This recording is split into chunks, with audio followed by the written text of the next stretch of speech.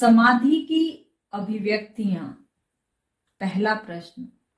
आज फिर वही प्रश्न मन उठा रहा है, यह कि न जाने वाली मस्ती और आने जाने वाली मस्ती क्या दो अलग अलग अवस्थाएं हैं? आपने कहा है कि 25 वर्षों से मैं एक ही मस्ती में हूं जो कि कभी जाती नहीं, और आपने यह भी कहा कि मंसूर को जब मस्ती पकड़ती थी तो वह और भी आदमी हो जाता था। इन दो व्यक्तियों में विरोध नहीं है तो विरोध का आभास तो है ही। कृपा पूर्वक इस विरोधाभास को दूर करें। उस परम मस्ती के प्रकट होने के ढंग दो हैं। मस्ती एक ही है, उसके प्रकट होने के ढंग दो हैं। कहीं तो बाह्य अभिव्यक्ति बनती है और कहीं केवल अंतर्धारा। कहीं तो भीतर भीतर स्वाद चलता है और कहीं कहीं स्वाद बहकर संगीत बन जाता है। अंग्रेजी में दो शब्द हैं, वे महत्वपूर्ण हैं। एक शब्द है एक्सटेसी। एक्सटेसी का अर्थ होता है ऐसी आनंद की अनुभूति जो बाहर प्रकट हो, फूल खिलें, गीत झरें, सुगंध उड़े, बाह्य अभिव्यक्ति हो। और दूसरा शब्द है अंग्रेजी में इंस्टेसी। इसका अर्थ होता है अंतर्धारा बहे, किसी को कानों कान पता भी न चले। जैसे नील नदी सैकड़ों मील तक जमीन के नीचे बहती है, फिर जमीन पर प्रकट होती है, ऐसी ही धारा अंतर में भी बह सकती है और बाहर भी प्रकट हो सकती है। जो धारा बाहर प्रकट होगी वह सतत नहीं हो सकती। मीरा कितना ही नाचे 24 घंटे नहीं नाच सकती, क्योंकि जिन उपकरणों का सहारा लेना पड़ता है शरीर का, वह तो थकेगा। मीरा का हो तो भी थकेगा, शरीर तो थकेगा। तो नृत्य 24 घंटे नहीं चल सकता, कभी चलेगा कभी नहीं चलेगा। इसलिए मीरा की अभिव्यक्ति आती जाती मालूम पड़ेगी। इससे यह मत समझ लेना कि समाधि आती जाती है। समाधि बहती है भीतर, कभी प्रकट होती है कभी प्रकट नहीं होती। प्रकटन में बीच बीच में अंतराल आ जाएंगे। कोई 24 घंटे गीत तो नहीं गा सकता है, और वृक्ष भी तो वर्ष भर नहीं फूलते, हर दिन नहीं फूलते, हर समय नहीं फूलते।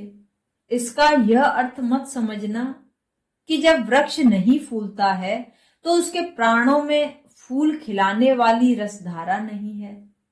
रसधारा मौजूद है, कभी फूल बनेगी।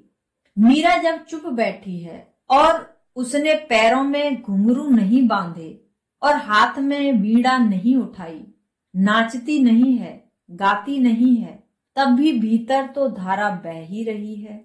रस वैसा का वैसा है, पर तुम्हें पता न चलेगा। ऐसा भी हो सकता है कि किसी का रस सदा ही भीतर रहे, जैसे बुद्ध का। कभी गीत न बना, कभी नृत्य न बना, कभी बाहर न आया, भीतर ही रमा रहा।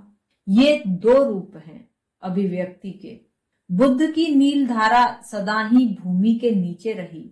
जो खोजेंगे वे बुद्ध को पाएंगे, जो बहुत खोदेंगे उन्हें नील धारा मिल जाएगी, वे उस जल स्रोत तक पहुंच जाएंगे। मीरा की धारा बाढ़ की तरह है, बाहर प्रकट होती है। जो नहीं खोजते कभी कभी उन पर भी छींटे पड़ जाएंगे, कभी आकस्मिक छींटे पड़ जाएंगे, पास से गुजर जाओगे तो पड़ जाएंगे। दोनों ढंगों की अपनी खूबियां हैं, अपनी कमियां हैं। जो बुद्ध की तरह भीतर ही डूबा रहेगा उसमें एक तातस्य होगा, अविच्छिन्न, अखंड। जो मीरा की तरह नाचेगा, गुनगुनाएगा, प्रकट करेगा, उसमें सातस्य नहीं होगा, उसमें विच्छिन्नता होगी। तो जब मीरा नाचती तुम्हें दिखाई पड़ेगी तो एक तरह की मालूम होगी, और जब नाचती नहीं दिखाई पड़ेगी तो दूसरी तरह की मालूम होगी। नाचते समय आविष्ट होगी, जिसको सूफी कहते हैं, भाव। अहवाल हाल उस वक्त आविष्ट होगी। उस वक्त तुम खोजोगे उसकी आंखों में शराब, लेकिन यह ऐसी शराब हर वक्त नहीं दिखाई पड़ेगी। बुद्ध की आंखों में खोजोगे तो ही दिखाई पड़ेगी, मीरा में नहीं भी खोजोगे तो भी। जब वह नाचती है दिखाई पड़ जाएगी। बुद्ध में खोजोगे तो दिखाई पड़ेगी, लेकिन एक दफा दिखाई पड़ गई तो सतत दिखाई पड़ेगी। वह तारा डूबता नहीं, और परमात्मा इन दोनों ढंगों से प्रकट होता है। तो मैंने जो वक्तव्य दिया उसमें कहीं कोई विरोध नहीं है। मंसूर आविष्ट होता था जैसे मीरा आविष्ट होती है। चैतन्य भी ऐसे ही आविष्ट होते थे, रामकृष्ण भी ऐसे ही आविष्ट होते थे। एक आवेश की दशा है जहां वे अपना सब होश खो देते हैं, जहां मगन हो जाते हैं। उस क्षण जो उन्हें खोजने नहीं निकला है वह भी अवाक हो जाएगा, आश्चर्य विमुग्ध हो जाएगा, चाहे भरोसा न भी ला पाए, लेकिन क्षण भर को उसके भीतर भी जिज्ञासा का जन्म होगा।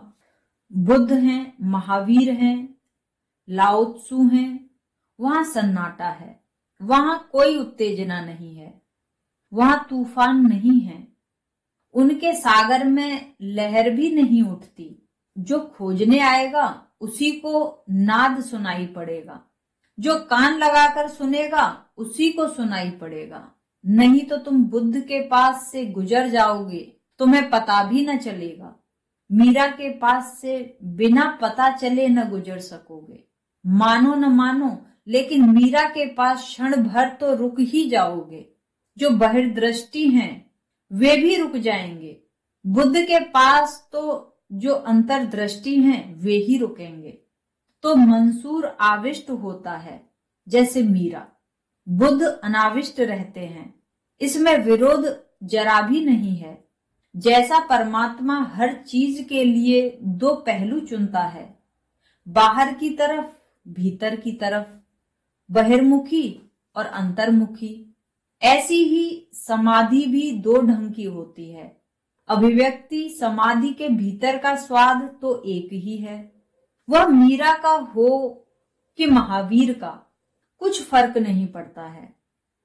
एक दफा जो आ गई समाधि तो आ गई, फिर जाती नहीं, प्रकट हो न प्रकट हो। दूसरा प्रश्न, भक्ति के मार्ग में साधु संगति का इतना मूल्य क्यों है? बिना साधु संगति के तुम्हारी जड़ परंपराएं, लीकें कैसे मिटेंगी? बिना साधु संगति के कैसे तुम कह सकोगे छाण दई कुल की काने कहा करी है कोई? छोड़ दी कुल की मर्यादा, कहती है मीरा, अब कोई मेरा क्या करेगा? साधु संगति में ही तुम्हें यह भरोसा मिलेगा कि यहाँ जगत में न कुछ कोई छीन सकता है, न कोई कुछ दे सकता है, न यहाँ नाम का कोई मूल्य है, न बदनामी में कुछ हर्जा है। यहाँ तो सब पानी पर खींची गई लकीरें हैं, नाम हो कि बदनामी हो। साधु संगति में बदनाम हो जाना बेहतर साधुओं की संगति में नाम हो जाने से। इधर मेरे सामने दुलारी बैठी है, पीछे उनके एक प्रश्न लिखकर भेजा था और नीचे नोट लिख दिया था कि कृपा कर मेरा नाम प्रश्न में न लें। डरती होगी बेचारी, घर के लोगों से घबराती होगी। मैं नाम ले दूं तो घर के लोगों को पता चलेगा कि दुलारी वहां थी, शायद चोरी चोरी आ जाती होगी। तो स्वाभाविक है जिस समाज में तुम रहते हो, जिस परिवार में रहते हो, जिन लोगों के बीच रहते हो, उनसे हजार तरह के समझौते करने होते हैं। इन समझौतों से तुम्हें कौन ऊपर ले जाएगा? इनमें तुम्हें कौन मुक्त करेगा? साधु संगति के बिना कोई उपाय नहीं है। साधु संगति का क्या अर्थ है? जो पहले से बिगड़े हुए हैं उनके साथ उठना बैठना। जो बिगड़ ही गए हैं उनसे दोस्ती न करोगे तो बिगड़ोगे कैसे? वहीं बैठ बैठकर मीरा कहती हैं, संतन ढिंग बैठ बैठ लोक लाज खोई। उन्होंने तो गवाही दिया था खुद, उन्हीं के पास बैठ बैठकर। यह बीमारी मीरा को भी लग गई। एक संत तुम्हारी तरफ आंख उठाकर देख ले, काफी है, बजाय इसके कि सारा जगत तुम्हारी प्रशंसा के गीत गाए। सारा जगत एक तरफ और संत की प्रेम वर्षा की एक बूंद एक तरफ, तो भी बूंद वजनी है और पलड़ा तराजू का वहीं झुकेगा। इसलिए लोग घबराते हैं संतों के पास जाने में, और अगर प्रियजन, मित्र, पत्नी, पति, बेटे जाने लगें तो भय पैदा होता है, क्योंकि एक बात उनको अनजाने में भी जाहिर है कि अगर संतों का प्रभाव पड़ा तो हमारा प्रभाव गया। पति क्यों भयभीत हो जाता है, पत्नी क्यों भयभीत हो जाती है। यहां मेरे पास लोग आते हैं तो अक्सर नियम से यह बात होती है, पति आ जाता है तो पत्नी बाधा डालती है, पत्नी आ जाती है तो पति बाधा डालता है। यह मामला क्या है, इतनी क्या बाधा। मगर भय स्वाभाविक है। भय यही है कि अगर पत्नी यहां ज्यादा दिन आ गई तो पति गौड़ हो जाएगा, उसके अहंकार को खतरा है। कोई बात उससे भी ज्यादा महत्वपूर्ण हो जाएगी। कोई बात इतनी महत्वपूर्ण हो सकती है कि किसी दिन अगर पति को भी छोड़ना पड़े तो पति को छोड़ा जा सकता है। यह बड़ा खतरा है। पति आता है तो पत्नी डरने लगती है। उससे भी ज्यादा महत्वपूर्ण पति के जीवन में कोई प्रविष्ट हुआ जा रहा है, और कल अगर जरूरत पड़ी तो पत्नी निर्णायक नहीं रह जाएगी। और हम चाहते हैं कि हमारा निर्णय दूसरे पर रहे, दूसरे पर हमारी मालकियत रहे, दूसरे पर हमारा कब्जा रहे। तुम पूछते हो साधु संगति का इतना मूल्य क्या, नहीं तो ये बीमारी कहाँ लगेगी। संतन ढिंग बैठ बैठ लोक लाज खोई, भगत देख राजी हुई जगत देख रोई। मीरा कहती है, देखती हूं जगत को तो रोना आता है। ये खुद तो भटके हैं लोग, दूसरों को भटका रहे हैं। ये खुद भी पाने से रुके हैं, दूसरों को भी रोक रहे हैं। ये अपने हाथ पैर में जंजीरें डाले हैं। यद्यपि उसे आभूषण कहें या जो भी नाम देना हो, प्यारे नाम दें, श्रृंगार कहें, इतना ही नहीं, ये दूसरों के पैरों की जंजीरें भी मजबूत कर रहे हैं। और कोई अगर झटके देना चाहता है, जंजीर तोड़ना चाहता है, तो ये सब क्रुद्ध हो उठते हैं। ये सब तरफ से घेरा बांध देते हैं। ये हजार तरह के उपाय करते हैं कि तुम इनके घेरे के बाहर न निकल जाओ। साधु के पास बैठने का अर्थ यह है कि वह खबर लाएगा तुम्हारे पिंजरों में खुले आकाश की। साधु के पास बैठने का अर्थ यही है कि वह खबर लाएगा कि जंजीर से मुक्त होने का उपाय है। मुझे देखो, वह कहेगा जंजीरें तोड़ी जा सकती हैं, और जंजीरें तोड़ते ही सारा आकाश हमारा है। इससे कम पर राजी भी मत होना। साधु का अर्थ है कि तुम्हारे भीतर परमात्मा को पाने की प्यास को प्रज्वलित करेगा। तुम जो अपने पिंजरे में बंद होकर बैठ गए हो, माना कि तुम्हारा पिंजरा सोने का है और आकाश तो सोने का नहीं है, यह भी सच है। मगर क्या सोने का पिंजरा इस खाली आकाश से बड़ा हो सकता है? क्या मूल्यवान हो सकता है? पिंजरा आखिर पिंजरा है, सोने का हो कि लोहे का। पिंजरे में तुम मालिक नहीं हो, तुम्हारी आत्मा गुलाम है, वह कारागृह है। यद्यपि सुविधा है पिंजरे में, रोटी समय पर मिल जाती है, सब तरह की सुरक्षा है, लेकिन सुरक्षा का क्या स्वतंत्रता के मुकाबले कोई मूल्य है? खतरा है। उड़ते हुए पक्षी को आकाश में, पिंजरे में बंद पक्षी को इतना खतरा नहीं है। न दुश्मन हमला कर सकते हैं, न कोई बंदूक उठाकर गोली मार दे सकता है, न कल की चिंता है कि रोटी कौन देगा, सब समय पर मिलेगा। लेकिन एक कीमत चुकानी पड़ी है, आत्मा चुकानी पड़ी है, आत्मा दे देनी पड़ी है। अब तो मालिक जो कहता है वही दोहराना पड़ेगा। जैसा जिलाता है वैसा जीना पड़ेगा। आत्मा तो बिक गई है और सब मिल गया। आकाश में उड़ते पक्षी के पास आत्मा है और कुछ भी नहीं है, मगर आत्मा सब कुछ है। साधु के पास बैठ बैठ कर तुम्हें आकाश की याद आनी शुरू होगी। तुम पिंजरों में बहुत दिन रह लिए, तुम्हें याद ही बिसर गई है, तुम्हें ख्याल भी नहीं रही कि आकाश है। आकाश की तो छोड़ो, तुम्हें यह भी याद नहीं रही कि तुम्हारे पास पंख हैं और तुम उड़ सकते हो। जब बहुत दिनों तक न उड़ो तो पंखों की याद भी भूल जाती है। उड़ो तो ही पंखों की याद भी होती है। उड़ो तो ही पता चलता है कि पंख हैं। जो कभी चला नहीं वर्षों तक, उसे अगर पैरों की याद भूल जाए तो कुछ आश्चर्य तो नहीं। कहते हैं अगर कोई आदमी 3 साल तक अंधेरे में रह जाए तो उसकी आंखें रोशनी खो देती हैं। 3 साल तक देखे ही नहीं तो देखने की क्षमता खो जाती है। कहते हैं कोई 3 साल तक चुप रह जाए तो फिर बोलते नहीं बनता, जबान लड़खड़ाने लगती है। तो यह तो 3 साल की बात है। तुम जन्मों जन्म से नहीं उड़े हो, तुम सदियों से नहीं उड़े हो। तुम्हारी पहचान ही भूल गई है कि तुम्हारे पास पंख भी हैं। तुम्हें पंखों की याद भी नहीं है। साधुओं के पास तुम्हें पंखों की फड़फड़ाहट सुनाई पड़ेगी। साधु को तुम उड़ते देखोगे आकाश में, उसका आनंद देखोगे, उसका रस पियोगे, उसकी गरिमा से आह्लादित होगे।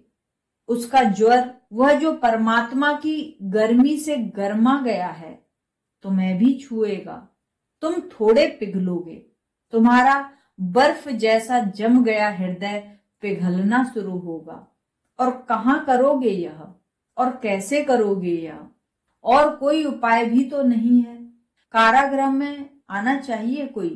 जो कारागृह के बाहर हो वही खबर लाएगा बाहर की। जंजीरों से बंधे आदमी को कोई मिलना चाहिए जो जंजीरों में न हो, तो ही उसे समझ आएगी कि जंजीरों के बिना भी हो सकता है। और पक्षी को दिखाई पड़ना चाहिए कि उसी जैसा कोई पक्षी, ठीक उसी जैसा कोई पक्षी पंख फैलाए आकाश में उड़ रहा है। तुम्हें याद भी न रहेगी और अचानक तुम अपने पंख फड़फड़ाने लगोगे। सदियों से बंद पड़े पंख फिर सजीव हो उठ सकेंगे। इसलिए कहती है मीरा, भगत देख राजी हुई। जहां कोई परमात्मा का प्यारा मिला वहां राजी हो गई, वहां अहोभाव से भर गई। जगत देख रोई। यह जगत बड़ा दुख भरा है और आश्चर्य यह है कि यहाँ सभी क्षमता लेकर पैदा होते हैं, परम आनंद की, सच्चिदानंद की। भक्त करते क्या हैं, साधु करते क्या हैं, यह मीरा क्यों भगत देख राजी हुई? वहां होता क्या है? वहां एक कीमिया चलती है। जैसे पारस को छूने से लोहा सोना हो जाता है, ऐसे साधु को छूने से तुम भी साधु होने लगते हो। वहां एक रूपांतरण हो रहा है जिससे हिल जाएं अर्श के पाए। अपने उस दर्दो गम की बात करो। वहां परमात्मा के विरह की पीड़ा की चर्चा होती है जिससे हिल जाएं अर्श के पाए। आकाश के भी अगर कहीं कोई पाए हों तो हिल जाएं, ऐसी विरह की पीड़ा की बात होती है। अपने उस दर्दो गम की बात करो जो रुला दे तमाम आलम को। बस उसी चश्मे नम की बात करो और वहां परमात्मा की प्यारी प्यारी आंखों की बात होती है। देखा नहीं कल मीरा ने कहा, मोरे नैनन बसो नंदलाल, मोहनी मूरत सांवरी सूरत, नैना बने विशाल। ये तुम्हारी बड़ी बड़ी आंखें, यह तुम्हारा प्यारा चेहरा, यह तुम्हारा सांवला रंग मेरी आंखों में बस जाओ। मुझे घेर लो, मुझे मुझसे बचा लो, मेरा मुझ में कुछ न बचे, तुम ही बस जाओ। जो रुला दे तमाम आलम को, बस उसी चश्मे नम की बात करो। क्या हकीकत गमे जहां की है, मेरे साकी के दम की बात करो। और वहां तुम सुनोगे कि जगत माना कि बहुत बड़ा है, मगर क्या, कुछ भी नहीं। परमात्मा के समक्ष कुछ भी नहीं। और माना कि जंजीरें बहुत बड़ी हैं, लेकिन जो उस प्यारे को पुकारेगा, उसके एक नाम की चोट मजबूत से मजबूत जंजीरों को गिरा देती है। उसका सहारा मिल जाए, फिर बड़े बड़े पहाड़ भी आदमी लांघ जाता है। सुनते हैं कि लंगड़े भी लांघ जाते हैं, अंधे भी देखने लगते हैं, बहरे भी सुनने लगते हैं। क्या हकीकत गमे जहां की है, इस दुनिया के दुखों में रखा क्या है। मेरे साकी के दम की बात करो, है रहीमो करीम अपना खुदा, हमसे लुत्फो करम की बात करो। साधु संगत में होता क्या है, वहां प्रभु की अनुकंपा की बात होती है। वहां तुम्हारे दुख, तुम्हारे अंधेरे, तुम्हारे अज्ञान की बात होती है। वहां तुम्हारे आंसू जगाए जाते हैं।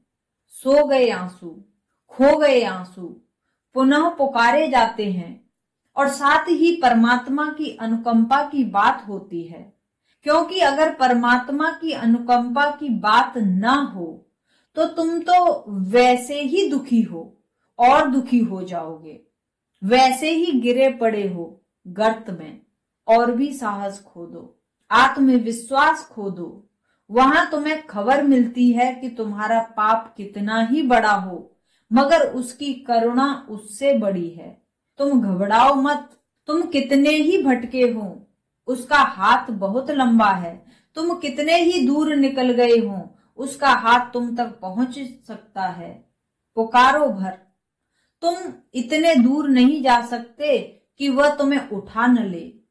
इसलिए तो भक्तों ने कहा, भगवान के 1000 हाथ हैं।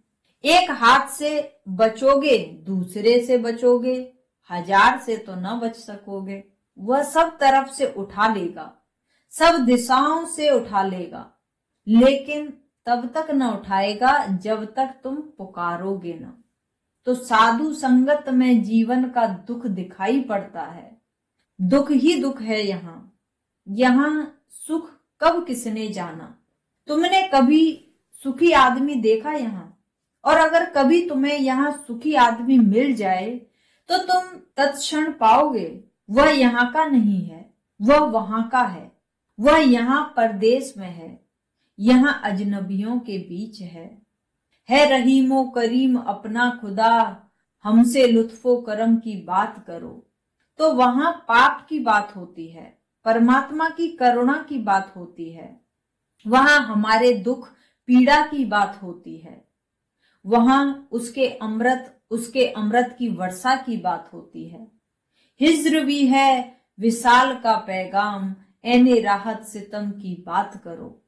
वहां विरह की बात होती है, और विरह के साथ ही साथ यह भी बात होती है कि विरह उससे मिलन की ही सूचना है, उसके मिलन की तैयारी है।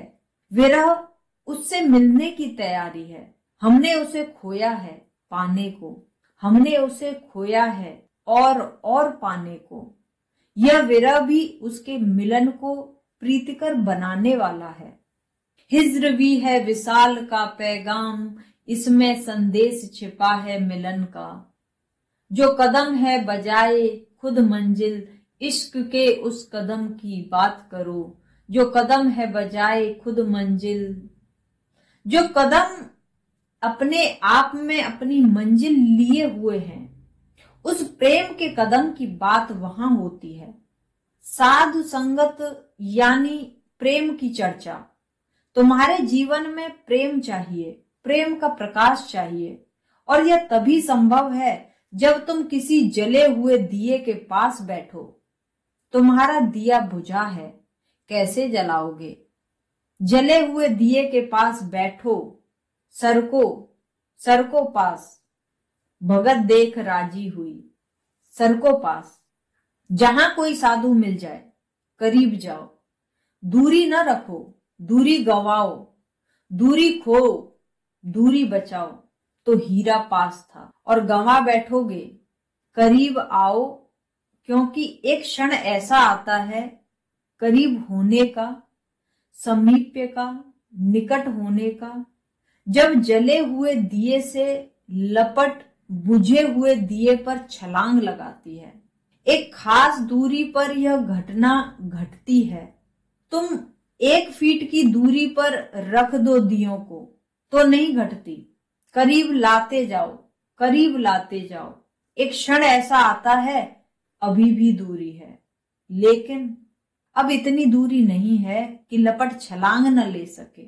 लपट छलांग ले लेती है। जहां एक दिया जलता था वहां 2 दिए जल जाते हैं। यही साधु संगत है। साधु संगति के बिना रोशनी नहीं होगी, रोशनी के बिना रोशनी नहीं होगी।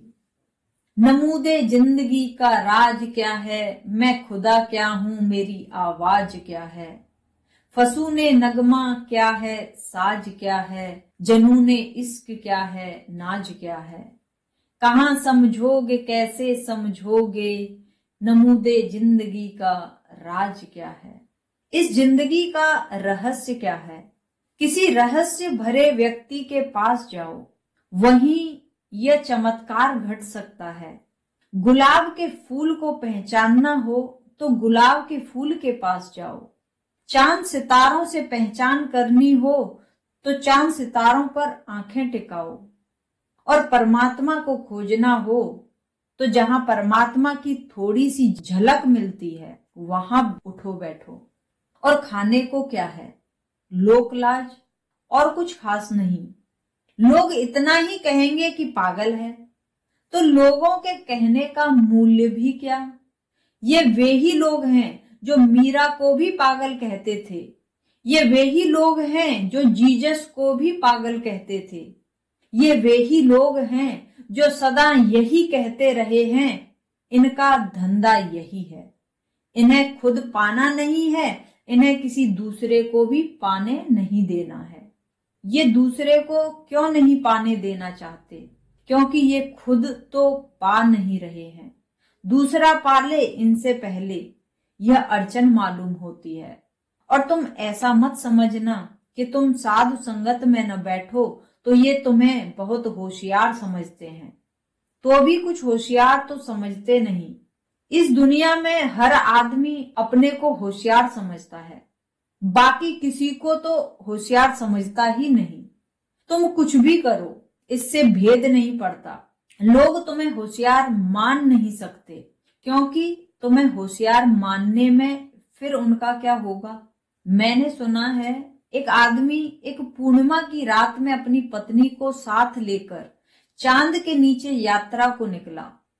अपना सांड भी उसने साथ ले लिया, पत्नी को बिठा लिया स्वभावतः सांड के ऊपर, खुद पैदल चला। कुछ लोग रास्ते में मिले, उन्होंने कहा यह देखो औरत, ये बदचलन मालूम होती है। पति पैदल चल रहा है, खुद सांड पर बैठी है, शर्म नहीं आती। तो पत्नी ने कहा कि यह तो बात ठीक नहीं, मुझे नीचे उतार दो, तुम बैठ जाओ।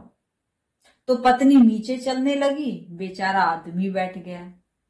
थोड़ी देर बाद दूसरे लोग मिले, उन्होंने कहा ये देखो, इन महाशय को देखते हो, हजरत को तो देखो, बेचारी औरत तो पैदल चल रही है, खुद मुस्तंडे की तरह है, सांड पर बैठे हुए हैं, शर्म नहीं आती। तो उस आदमी ने कहा कि यह तो बड़ा खतरनाक मामला है। तो वे दोनों बैठ गए अब और क्या करें। दोनों बैठ गए। थोड़ी देर बाद फिर कुछ लोग मिले। उन्होंने कहा, ये देखो, अरे मार डालोगे सांड को, कुछ तो दया करो। दो दो चढ़कर बैठे हो एक सांड पर, कुछ दया भाव रखो, पशु भी आखिर प्राणी है।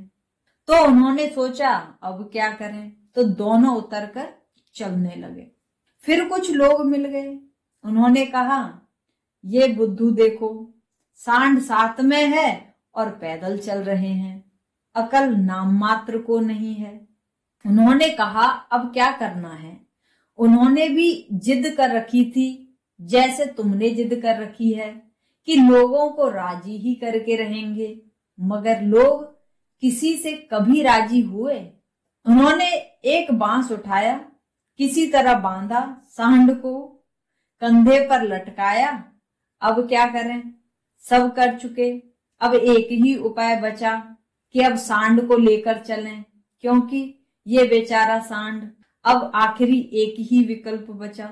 लोगों ने देखा, उन्होंने कहा, ये मूड देखो, इनसे बड़े मूड कहीं देखे कि खुद तो सांड पर नहीं बैठे हैं, सांड को लेकर चल रहे हैं। तुम कुछ भी करो, तुम पाओगे तुम्हारी निंदा की गई। और जब कुछ भी करने में निंदा होती हो तो कुछ ऐसा करो जिससे कुछ मिलता हो। निंदा तो होनी ही है। परमात्मा को खोजने की दिशा में कदम उठाओ। नमूदे जिंदगी का राज क्या है, मैं खुद क्या हूं, मेरी आवाज क्या है। न तुम्हें पता है न औरों को पता है, मगर वे और तुम्हें भी। न तुम्हें पता है न औरों को पता है, मगर वे और तुम्हें भी पता न होने देंगे। फसूने नगमा क्या है, सजा क्या है, जुनूने इश्क क्या है, नाज क्या है। यह प्रेम का पागलपन क्या है, यह प्रेम की मस्ती क्या है, यह तुम कहां सीखोगे। किसी मस्त के पास बैठो, किसी पियक्कड़ के पास बैठो। ये रंगो बू, ये रानाई, ये जलवे, ये दिलकश सूरतों अंदाज क्या है। यह जो चारों तरफ सौंदर्य की अनंत वर्षा हो रही है, यह तुम्हें दिखाई नहीं पड़ती। किन्हीं ऐसी आंखों के पास बैठो जिन्हें ये दिखाई पड़ती है। किन्हीं आंखों का सहारा लो। इसलिए तुमसे बार बार कहता हूं, कभी कभी कभी मेरी आंखों से देखो, कभी कभी मेरे कानों से सुनो। मेरे कानों से सुनोगे तो तुम्हें पता चल जाएगा मैं खुद क्या हूं, मेरी आवाज क्या है, नमूदे जिंदगी का राज क्या है। फसूने नगमा क्या है, सजा क्या है, जुनूने इश्क क्या है, नाज क्या है। ये रंगों बू, ये रानाई, ये जलवे, ये दिलकश सूरतो अंदाज क्या है। कहां तक हुस्न की फैली है वुसअत, न जाने इश्क की परवाज क्या है। कहां तक प्रेम का आकाश फैला है, कितना विस्तीर्ण है प्रेम का आकाश। तुम तो अपने घर के आंगन से ही न निकले, तुमने तो आंख ही न उठाई, तुम तो चांद सितारों को देखते ही नहीं। अब जो दूर दूर तक फैला हुआ आकाश है वह तुम्हें समझ नहीं आता। बाहर का आकाश समझ नहीं आता, भीतर का आकाश तो क्या समझ आएगा। कहां तक हुस्न की फैली है वुसअत, कहां तक सौंदर्य है, कहां तक प्रेम है, कहां तक इसका विस्तार है। न जाने इश्क की परवाज क्या है। और प्रेम कितने दूर तक उड़ सकता है, इसका भी तुम्हें कुछ पता नहीं। तुम तो पंख ही नहीं फड़फड़ाते। तो जो उड़ना जानता हो उसके पास जाओ, तैरना सीखना हो तो तैरने वाले के पास जाओ, पीना सीखना हो तो पियक्कड़ के पास जाओ। जो आंखों से फिरे हर वक्त सूरत, जो गूंजे कान में आवाज क्या है। कहूं क्या दीदाओ दिल दोनों हैरान, ये एजाजे मजूमे नाज क्या है। सीखोगे कहां। इसलिए भक्ति के मार्ग में साधु संगति का चरम मूल्य है। उससे ज्यादा मूल्यवान और कुछ भी नहीं। शास्त्र नहीं है, श्रद्धा का मूल्य है। शास्त्र का वहां मूल्य नहीं है, संगति का मूल्य है। शब्द का मूल्य नहीं है, संगीत का मूल्य है। तर्क वहां मूल्य नहीं है, श्रद्धा का मूल्य है। क्योंकि तर्क से तो दूरी बनी रहती है। तर्क के कारण बुझा दिया और जला दिया दूर बने रहते हैं। श्रद्धा में ही समीपता आती है, क्योंकि श्रद्धा ही दुस्साहस कर सकती है करीब आने का। कीमत तो चुकानी ही पड़ेगी, आज नहीं कल। लोग नाराज भी होने ही वाले हैं। तुम संसार को राजी रखकर परमात्मा को राजी न कर पाओगे। यह समझौता होने वाला नहीं है। इस समझौते में पड़ना भी मत। होता हो संसार नाराज तो हो जाए। भगत देख राजी हुई, तुम तो भगत को देखकर राजी हो। ये पाठ महंगे हैं शुरू में, क्योंकि शुरू में ऐसा लगता है कि संसार सब कुछ है, भगत के पास है। भगत के पास है क्या? संत के पास है। संत के पास है क्या? जो है वह साधारण चमड़े की आंखों से दिखाई भी नहीं पड़ता।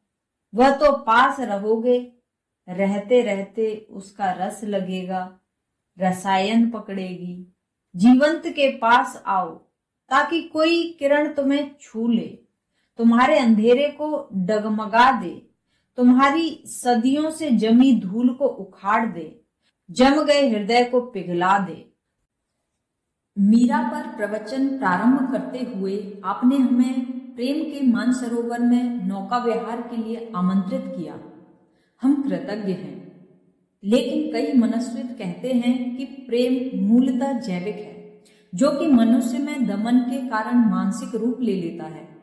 मनस्विद ये भी कहते हैं कि कवि, कलाकार और संत ने जैविक प्रेम को ही तूल देकर वायवीय और अलौकिक बना दिया है।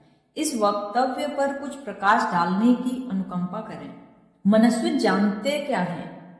मन को भी नहीं जानते हैं। आत्मा की तो बात ही छोड़ दो। मनस्विदों को मनस्विद कहना भी अभी ठीक संगत नहीं है। अभी मनस्विद तो केवल मनुष्य के व्यवहार का अध्ययन कर रहे हैं। अभी मन का अध्ययन शुरू नहीं हुआ, और मनुष्य के व्यवहार का अध्ययन भी अभी ठीक से शुरू नहीं हुआ। मनुष्य के व्यवहार का अध्ययन करते हैं, कहीं चूहों, बिल्लियों, कबूतरों, इनका अध्ययन करके। यह ऐसे ही है जैसे कोई फूल का अध्ययन करना चाहे और जड़ों को काट ले और उनका विश्लेषण करे। कोई कमल का अध्ययन करना चाहे और कमल जिस कीचड़ में पैदा हुआ है उस कीचड़ को भर लाए घर और उसका अध्ययन करे। यह बात सच है कि मनुष्य के जीवन में जो प्रेम का फूल खिलता है वह काम वासना की कीचड़ में ही खिलता है। यह बात बिल्कुल सच है। मगर वह काम वासना की कीचड़ ही नहीं है। कीचड़ में खिलता है, लेकिन कमल कीचड़ नहीं है। लेकिन विज्ञान में एक बड़ी भ्रांत धारणा है कि हर चीज को उसके मूल कारण पर ले जाओ, उसे पीछे की तरफ ले जाओ। विज्ञान की यह मान्यता है कि कारण समझ लिया तो कार्य समझ लिया। विज्ञान की एक अंधी मान्यता है कि कार्य जो है वह कारण से बड़ा कभी नहीं होता। यह बात झूठ है। यह बात बुनियादी रूप से गलत है। कार्य अक्सर कारण से बड़ा होता है। कीचड़ से ही कमल आता है, यह बात सच है। फिर भी कमल कीचड़ ही नहीं है, कीचड़ से बहुत ज्यादा है। अगर तुम कमल को जाकर विश्लेषण करोगे विज्ञान की प्रयोगशाला में, तो उसमें से वह फिर कीचड़ खोज लेगा, किन किन तत्वों से बना है, निकाल कर रख देगा। और तब एक आश्चर्य की बात होती है कि सौंदर्य जो तुम्हें दिखाई पड़ा था उस कमल में, वह नहीं मिलेगा। फिर न सौंदर्य मिलेगा, न वह जो निर्दोष कुंवारापन था कमल का, वह जो ताजगी थी कमल की, वह जो आनंद झलक रहा था कमल में, वह भी नहीं मिलेगा। न आनंद कमल का पकड़ में आएगा, न उसकी ताजगी, न कुंवारापन पकड़ में आएगा, न उसका सौंदर्य पकड़ में आएगा। कुछ भी पकड़ में नहीं आएगा। कमल को विश्लेषण करोगे, कीचड़ हाथ लगेगी। लेकिन क्या कमल कीचड़ है?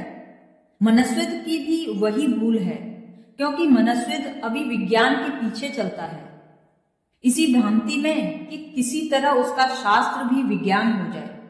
यह उसने गलत दिशा पकड़ी है। जीवन में जिन चीजों से मिलकर कुछ बनता है उन्हीं पर समाप्त नहीं होता। तुम हड्डी मांस मज्जा से बनकर बने हो, लेकिन तुम ज्यादा हो। तुम जानते हो भली भांति। तुम जब आंख बंद करके बैठोगे तो तुम पाओगे कि न तो तुम हड्डी हो न मांस मज्जा हो, तुम चैतन्य हो। यह प्रत्येक की प्रतीति है कि वह चैतन्य है, लेकिन अगर तुम्हारे शरीर को तोड़ा फोड़ा जाए तो वह चैतन्य नहीं मिलेगा। चैतन्य चूक जाता है हाथ से, वह कैसे उड़ जाता है पता नहीं चलता। वह अदृश्य है, दृश्य का सहारा लेकर टिका है। तुम्हारे शरीर के बिना कहीं नहीं मिलेगा। तुम्हारे शरीर पर पैर जमाए खड़ा है, लेकिन एक दिन शरीर पड़ा रह जाएगा और चैतन्य जा चुका होगा। तब तुम कितना ही खोजो चैतन्य को न पाओगे। अभी जबकि चैतन्य है, अभी भी अगर डॉक्टर पूरा शरीर का छेदन कर डाले तो भी कहीं चैतन्य को नहीं पाएगा। चैतन्य पाया ही नहीं जा सकता, क्योंकि चैतन्य पकड़ा नहीं जा सकता। चैतन्य अनंत है, असीम है। ऐसा ही मामला प्रेम और काम का है। तथाकथित मनस्विद कहते हैं कि प्रेम जो जैविक वासना है, काम वासना है। ठीक कहते हैं, एक सीमा तक सच कहते हैं, लेकिन उन्हें और पार का कुछ भी पता नहीं कि यह जो काम वासना है यह रूपांतरित हो सकती है। तुम ऐसा समझो कि एक वीणा रखी है और तुमने कभी वीणा नहीं देखी और तुम वीणा बजाना भी नहीं जानते हो, और तुमसे कोई पूछे कि यह वीणा क्या है, तुम क्या करोगे? तुम तार नाप लोगे कि कितनी लंबाई के तार लगे हैं इसमें, तुम कितनी लकड़ी इसमें लगी है, वह हिसाब लगा दोगे। इसमें कितना हाथी दांत लगा है वह हिसाब लगा दोगे। इसमें क्या क्या है, कितनी चमड़ी लगी है, उसका हिसाब लगा दोगे। सब हिसाब लगाकर रख दोगे। मगर क्या तुम सोचते हो इसमें वीणा का हिसाब आ गया? इसमें जो असली बात चूक ही गई कि वीणा में एक संगीत सोया था, जो अगर कुशल कोई होता तो छेड़ देता, तो जग जाता। जब वीणा में संगीत पैदा होता है तब संगीत क्या है? तार है, लकड़ी है, हाथी दांत है। जो संगीत पैदा होता है वह क्या है? निश्चित वीणा के बिना पैदा नहीं होता, लेकिन वीणा केवल उसकी अभिव्यक्ति में साधन है। वीणा उसका स्वरूप नहीं है, वह वीणा से कुछ ज्यादा है। वह वीणा पर थोड़ी देर के लिए टिक जाता है, उतरता है किसी आकाश से, वापस आकाश को लौट जाता है। वीणा सिर्फ माध्यम है।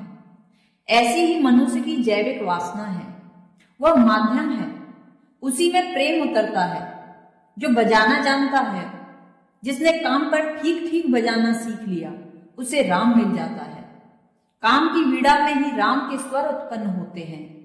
फिर मनस्विद अध्ययन किसका करते हैं?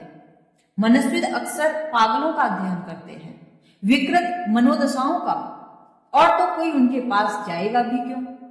फ्रायड ने जिंदगी भर विक्षिप्त लोगों का अध्ययन किया और विक्षिप्त लोगों के आधार पर उसने नतीजे निकाले, जिन नतीजों को वह सारी मनुष्यता पर लागू करना चाहता है।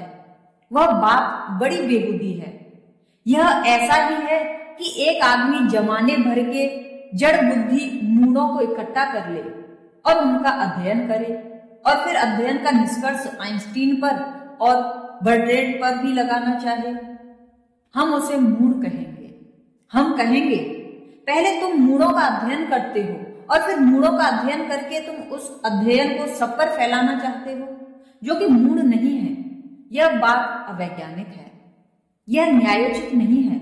फ्रायड ने अध्ययन किया विक्षिप्त लोगों का, और विक्षिप्त लोगों के अध्ययन से उसने पाया कि सारी बीमारियां काम वासना की हैं, और सच पाया, क्योंकि मनुष्य जाति ने काम वासना को इतना दबाया है, इतना दबाया है कि लोगों को रुग्ण कर दिया है। वीणा बजाना तो आता नहीं, तो वीणा को ले जाकर खूब गहरे में दबा दिया है, क्योंकि वह घर में रखी रहे तो भी झंझट है। कभी बच्चे छेड़ देते हैं, कभी गिर जाती है तो कभी आवाज होती है, कभी बीच रात में चूहे दौड़ जाते हैं और आवाज कर देते हैं तो नींद टूट जाती है। इस वीणा को घर में रखने से फायदा क्या है? इसे दबा दो, इससे उपद्रव ही होता है। अगर संगीत जगाना न आए तो वीणा से उपद्रव ही होता है। तो तुमने वीणा को दबा दिया, जिससे महासंगीत पैदा होता है उसे तुम दबा कर बैठ गए हो और उस दबाने के कारण हजार रोग पैदा होते हैं, क्योंकि जीवन में कुछ भी दबाया जाएगा तो रोग पैदा होगा। जीवन में विकास होना चाहिए, दमन नहीं। और जीवन सतत विकासमान है, ऊपर और ऊपर। अगर तुम रुके तो तुम रुग्ण हो जाओगे। जैसे ही कोई धारा रुकती है, सड़ना शुरू हो जाती है। धारा बहती रहे तो स्वच्छ रहती है। तो तुम्हारे तथाकथित धार्मिक लोगों ने भी इसमें हाथ बटाया है, जिन्होंने दमन सिखाया है। काम वासना के दमन का परिणाम है कि मनुष्य जाति पागल होती है। फिर पागलों का अध्ययन करते हैं मनोवैज्ञानिक, और वे उस अध्ययन को लागू करते हैं सभी के ऊपर। किसी मनोवैज्ञानिक ने मीरा का अध्ययन किया नहीं, बुद्ध का अध्ययन किया नहीं, और यही असली सबूत है मनुष्य के। बुद्ध का अध्ययन हो, मीरा का अध्ययन हो, मंसूर का अध्ययन हो, इनके अध्ययन से जो निष्पत्तियां मिलेगी वे हमें खबर देंगी कि मनुष्य क्या हो सकता है, मनुष्य की संभावना का द्वार खोलेंगी। इसलिए मनुष्यों से सावधान रहना, धार्मिकों से सावधान रहना, क्योंकि वे दमन सिखाते हैं। मनुष्यों से सावधान रहना, क्योंकि वे पागलों के द्वारा ली गई निष्पत्तियों को सबके ऊपर आरोपित करते हैं। दोनों ही गलत है। दमन की कोई जरूरत नहीं है। जीवन सहज और सरल हो, मुक्त, निर्बाध, मगर उतना ही काफी नहीं। उतने से तुम स्वस्थ हो जाओगे, रुग्ण नहीं होगे। मगर स्वास्थ्य काफी नहीं है। अपने आप में स्वास्थ्य का क्या मूल्य है? स्वास्थ्य का इतना ही मूल्य हो सकता है कि वह साधन बन जाए परमात्मा तक पहुंचने का। निर्बंध, अबाध जीवन की धारा हो तो स्वस्थ होगी। स्वस्थ धारा हो तो फिर सागर की तरफ ले चलो, फिर बहो सागर की तरफ। जिस दिन तुम जानोगे प्रेम को, उस दिन पाओगे कि मनोवैज्ञानिक गलत कहते हैं। जिन्होंने प्रेम का थोड़ा सा भी अनुभव किया है वे जानते हैं कि मनोवैज्ञानिक गलत हैं। लेकिन अड़चनें कुछ हैं। अड़चनें ये हैं कि प्रेम का अनुभव हो तो तुम्हें होता है। इस अनुभव को दुनिया के सामने रखा नहीं जा सकता, और इस अनुभव को दुनिया के सामने रखो तो दुनिया कुछ और कुछ समझेगी, क्योंकि दुनिया वही समझ सकती है जो समझ सकती है, जहां तक दुनिया की समझ है। तुमने कभी कोशिश की? एक छोटे बच्चे को, 4 साल के बच्चे को तुम अगर काम शास्त्र समझाना चाहो, वात्स्यायन का, तो नहीं समझा पाओगे। लाख सिर पटको, कैसे समझाओगे? और बिल्कुल मत समझाओ। वात्स्यायन के काम सूत्र का पता ही न चलने दो इसको। लेकिन जब यह जवान हो जाएगा और इसकी काम ऊर्जा पकेगी तो तुम्हारे बिना समझाए भी समझ लेगा। पशु पक्षियों को कौन समझाता है? वात्स्यायन की किताब पढ़ते नहीं, खजुराहो के मंदिर जाते नहीं, कौन समझाता है इनको? जब ऊर्जा पकती है तो समझ आती है। ऐसे ही एक दिन जब प्रेम पकता है तो समझ में आता है। मानसविद ऐसे हैं जैसे 4 साल का बच्चा, उसको हम कामवासना नहीं समझा सकते। ऐसे ही मनस्विद हैं, उसे हम प्रेम का रहस्य नहीं समझा सकते, क्योंकि उसने प्रेम के रहस्य को पकने ही नहीं दिया। पकना तो दूर, वह तो एक जिद मानकर बैठा है कि ऐसी कोई चीज होती ही नहीं। जब होती ही नहीं तो खोज बंद हो गई। फिर इसके बड़े अजीब अजीब परिणाम होते हैं। एक मित्र ने प्रश्न पूछा है, एक महिला ने मीरा पर महानिबंध लिखा है। उसने उसमें कहा है कि मीरा एक साधारण औरत थी और उसका गोपाल 5000 साल पहले हुआ, कृष्ण नहीं था। लेकिन जो साधु उसके घर आया था वह उसी साधु के प्रेम में पड़ गई थी, और उस समय वह 5 साल की नहीं थी बल्कि युवती थी। आपके बारे में भी समाज में एक बड़ा हिस्सा मानता है कि आप धर्म की आड़ में निर्बंध कामाचार को प्रोत्साहन दे रहे हैं। क्या प्रत्येक ज्ञानी का मार्ग इसी प्रकार के क्लिष्ट धुएं से आच्छादित रहता है। अब जिस महिला ने मीरा पर यह खोज की होगी, वह खोज उसी महिला के संबंध में है, मीरा के संबंध में जरा भी नहीं है। और मुझे उस बेचारी पर दया आती है। नाम तो उन्होंने लिखा नहीं, जिसने ये महान निबंध लिखा है उस पर मुझे दया आती है। लगता है उसे साधु भी नहीं मिला। खुद साधु मिल जाता तो क्या महानिबंध लिखने में समय बर्बाद करती? तो मीरा पर महानिबंध लिखने की जरूरत क्या है? अब यह बड़े मजे की बात है। एक तो मीरा गलत, उसकी जिंदगी खराब गई इसके हिसाब से, और यह अपनी जिंदगी खराब कर रही है उस पर महानिबंध लिखकर। महानिबंध लिखने में वक्त लगता है, 3-4 साल, 5 साल। ये 5 साल किस लिए खराब करते हो? मगर यह तो महिला लिखी होगी किताब। ये उन्हीं तथाकथित मनस्तुतियों के आधार पर कही गई बातें हैं। अब पहली बात तो यह है कि मीरा को समझने के लिए मीरा जैसी भाव दशा चाहिए। मीरा को समझने के लिए किसी यूनिवर्सिटी की डिग्री की कोई जरूरत नहीं है। मीरा के पास कोई डिग्री नहीं थी। मीरा को समझने के लिए मीरा का भाव चाहिए। बजाय इन देवी को कि ये महानिबंध लिखें, थोड़ा भक्ति भाव सीखें, साधु संगत करें, किसी साधु के प्रेम में पड़ें, थोड़ा बिगड़ें, कुछ रस लगे, कुछ धुन पकड़ें, और किसी दिन अपने को पाए नाचते मीरा जैसा, तो कुछ समझ में आएगी बात, तो रास्ता खुलेगा। नहीं तो ये निष्कर्ष स्वाभाविक है। यह बिल्कुल स्वाभाविक है कि 5000 साल पहले कृष्ण हुए। अब 5000 साल पहले हुए कृष्ण को कैसे तो प्रेम करोगे? क्योंकि हमारा प्रेम तो बड़ा भौतिक अर्थ का होता है, शारीरिक होता है। हमारी धारणा उतनी है कि वह शरीर से होता है। शरीर से ही जो प्रेम होता है वह कैसे मान सकता है कि 5000 साल के फासले पर प्रेम हो सकता है? अब यह बड़ी मुश्किल है। यह ऐसा है जैसे अंधे आदमी को समझाओ कि रोशनी होती है। ऐसे ही उसको समझाना जिसको केवल शारीरिक प्रेम का ही पता है, उसको समझाना मुश्किल है कि प्रेम अनंत काल की दूरी पर भी हो सकता है। प्रेम के लिए कोई बाधा न समय की है और न काल की है। प्रेम के लिए अगर कोई बाधा है तो सिर्फ अहंकार की है, और कोई बाधा नहीं है। सिवाय अहंकार के और कोई चीज प्रेम में बाधा बनती ही नहीं। अगर यह अकड़ है कि मैं हूं कुछ, तो फिर प्रेम नहीं होता।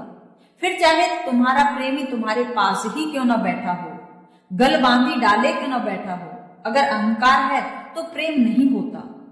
पास बैठे रहो, शरीर से लगाया हुआ शरीर लगा हो, बैठे हो, तो भी प्रेम नहीं होता। अगर अहंकार है तो इतना बड़ा फासला है कि उसको पूरा नहीं किया जा सकता। और अगर अहंकार नहीं है और वही तो भक्ति का सूत्र है, तो फिर कोई फर्क नहीं पड़ता कृष्ण 5000 साल पहले हुए हों या 50,000 साल पहले हुए हों, कोई फर्क नहीं पड़ता। कृष्ण यहाँ हो कि किसी और चांद तारे पर हो, कोई फर्क नहीं पड़ता। तो पहले तो इन देवी का यह कहना कि मीरा एक साधारण औरत थी, सिर्फ अपने संबंध में संकेत देना है। दूसरी बात, मुझसे अगर कोई कहे तो मैं कोई साधारण औरत को कुछ बुरा नहीं मानता। सभी साधारण हैं। असाधारण का क्या अर्थ होता है? असाधारण का इतना ही अर्थ होता है जिसने अपनी साधारणता को पहचान लिया वही असाधारण हो गया। जिसने अपनी निरहंकारित को पहचान लिया वही असाधारण हो गया। असाधारण का अर्थ होता है अपनी साधारणता में मस्त हो गई।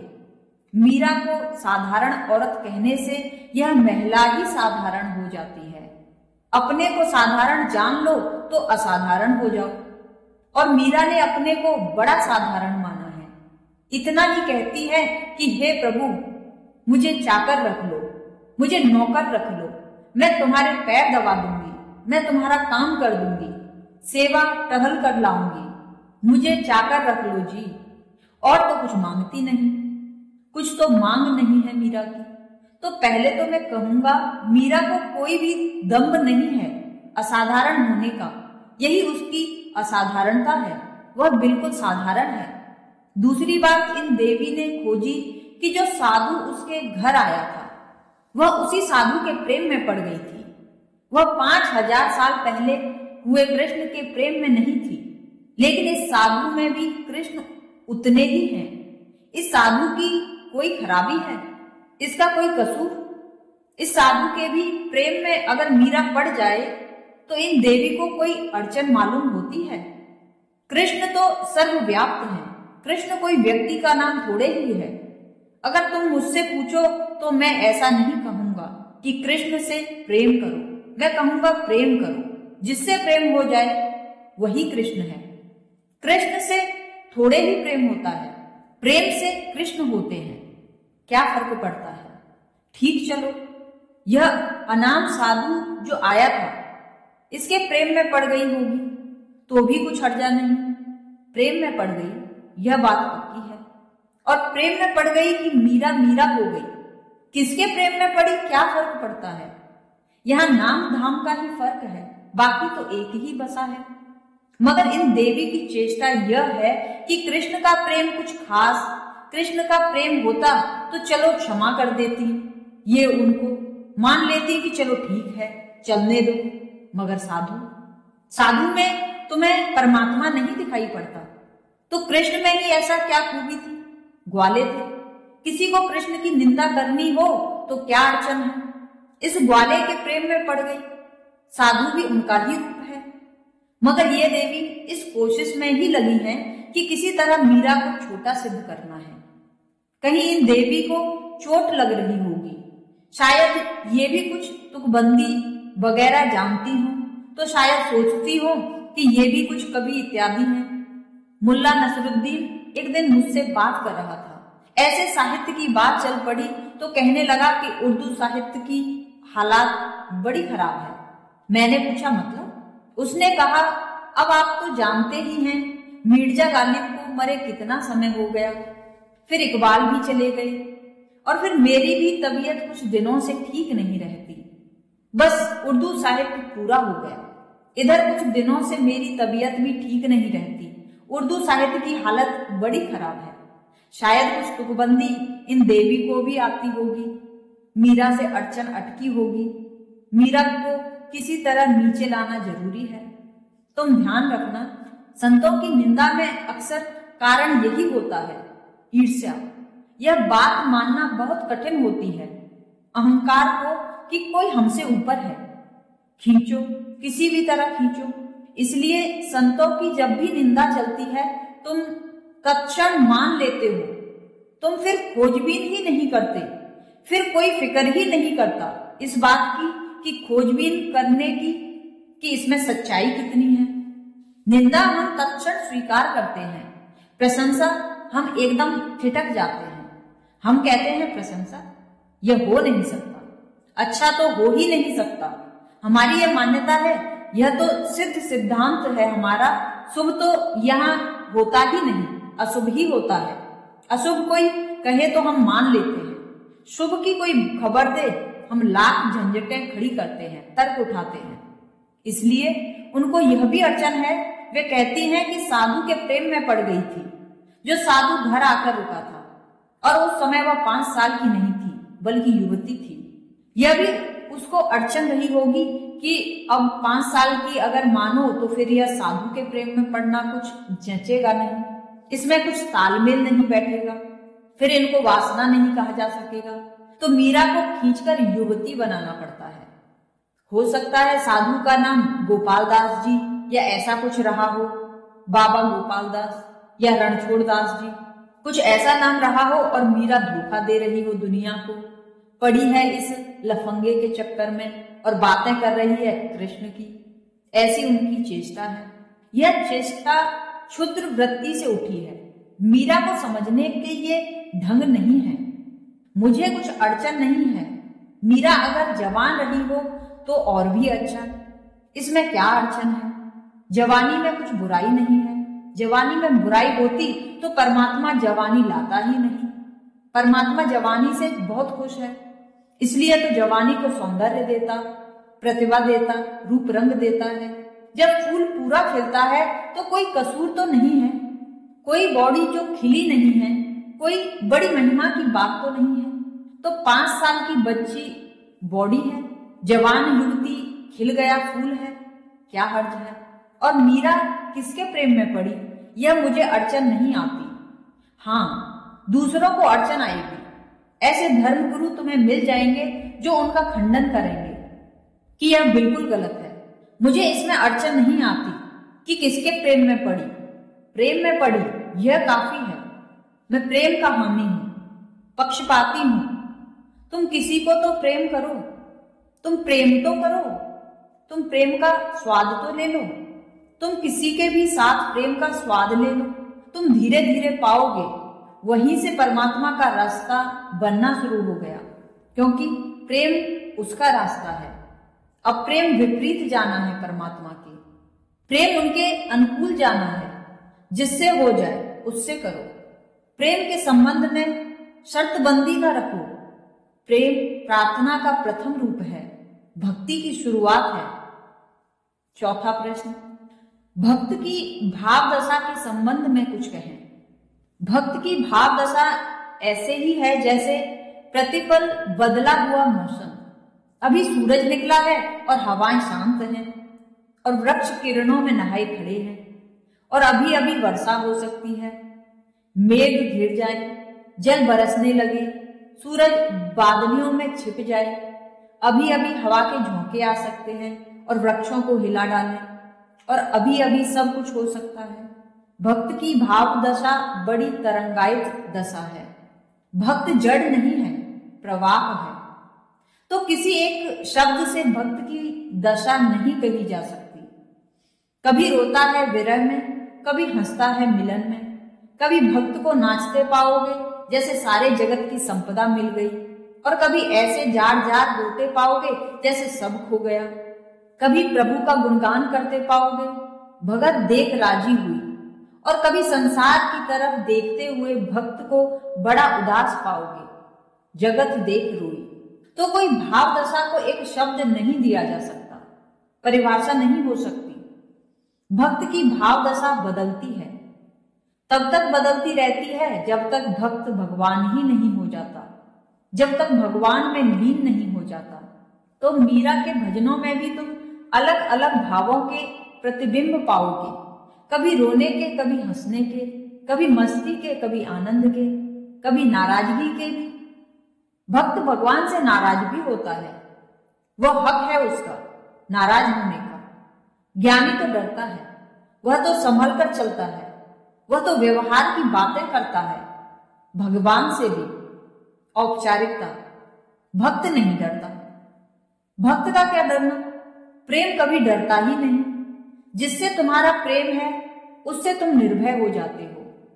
तो भक्त कभी जूझ भी लेता है, कभी दो दो बातें हो जाती हैं, कभी मन मुटाव भी हो जाता है, कभी दो चार दिन के लिए नाराज भी हो जाता है। तो भक्ति इत्यादि छोड़ देता है, रख देता है, मूर्ति वूर्ति बंद करके संदूक में कि रहो पड़े। भक्त की ये सरलता समझनी होगी, उसकी सरलता समझनी होगी, उसकी सहजता समझनी होगी। कभी कभी रूठ जाता है और प्रतीक्षा करता है कि मनाओ अब, और भगवान मनाते भी हैं। भक्त को मनाना ही होगा, यह खेल दोनों तरफ से चलता है। ज्ञानी तो बिल्कुल अकेला है, वहां छियाछी खेलने का उपाय ही नहीं। लेकिन भक्त एक अपूर्व स्थिति में है, वहां छियाछी चल रही है। कभी छिप जाता है, कभी आवाज देता है कि खोजो मुझे, कभी खोजने निकलता है। कांटों पे एतबार किया है कभी कभी, फूलों को शर्मसार किया है कभी कभी, पैमानाए बहार किया है कभी कभी, जलवों को आस्कार किया है कभी कभी। रहम आ गया जो इन पे मेरे, तब्जे इश्क को आंखों को अस्कबार किया है कभी कभी। रस्मो रिवाजे इश्क का कायल नहीं मगर, दामन को तार तार किया है कभी कभी। गो बेखबर नहीं हूं हकीकत से खार की, फूलों पे एतबार किया है कभी कभी। जो देवता भी पा न सके मैंने वो कदम चूमे हैं, उनसे प्यार किया है कभी कभी। सर आस्था पे तेरे झुकाए रहा मगर, इसको सुपुर्दे दार किया है कभी कभी। मैं हूं तो कोई दूसरा कैसे हुआ कहीं, मैं हूं तो कोई दूसरा कैसे हुआ कहीं, मैं ही को तू शुमार किया है कभी कभी, ऐसा चलता है। कांटों पे एतबार किया है कभी कभी, फूलों में शर्मसार किया है कभी कभी। कभी भरोसा कांटों पर हो जाता है, कभी जीवन का दुख, परमात्मा से विरह एक कांटे की तरह चुभ जाता है। बड़ी विषाद की दशा हो जाती है, अंधेरी रात छा जाती है, अमावस आ जाती है भक्त के प्राणों पर। और कभी कभी फूल खिलने लगते हैं, पूर्णिमा हो जाती है, संसार भूल जाता है, विरह भूल जाता है। उसकी एक छोटी सी किरण भी मिलती है तो मिलन का रस आलिंगन मिलने लगता है। पैमानाए बहार किया है कभी कभी, जलवों को आश्कार किया है कभी कभी। और कभी जब मरुस्थल जैसा मालूम पड़ता है, कभी सब पतझड़ हो जाता है, और कभी वसंत आता है और वसंत का सारा सौंदर्य आता है, और बसंत की जवानी आती है और खूब फूल खिलते हैं, पक्षी खूब गीत गाते हैं। भक्त में सारे मौसम हैं। ज्ञानी एक मौसम में जीता है, स्थित प्रज्ञ। ज्ञानी की लौ ऐसी है जहां की हवा का झोंका भी नहीं आता। वह ज्ञानी की चेष्टा है। ध्यान का वही अर्थ है।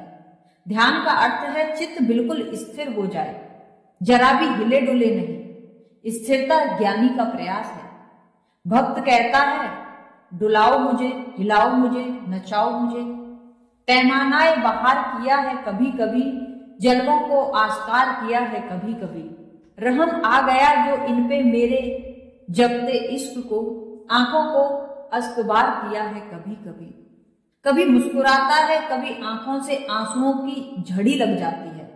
रस्मो रिवाज इश्क का कायल नहीं, मगर दामन को तार तार किया है कभी कभी। भक्त कहता है कि मुझे रस्मो रिवाज, वे जो प्रेम के औपचारिक नियम हैं, उनका मैं कायल नहीं हूं, उनको मैं मानता भी नहीं हूं। लेकिन फिर भी कभी ऐसी घड़ियां आ गई कि अपने वस्त्रों को फाड़ कर फेंक दिया है, दामन को तार तार किया है कभी कभी। गो बेखबर नहीं हूं हकीकत से खार की, हालांकि मुझे पता है कि कांटे की भी असलियत है।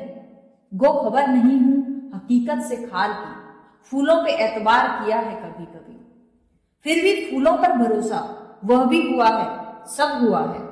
भक्त का जीवन बड़ा समृद्ध है। ज्ञानी का जीवन एक आयामी है, भक्त का जीवन बहुआयामी है। जो देवता भी पा न सके मैंने वो कदम चूमे हैं, उनसे प्यार किया है कभी कभी। मगर कभी कभी यह रोज बदलती है बात, यह रोज घटती है बात। भक्त का भाव रूपांतरित होता रहता है।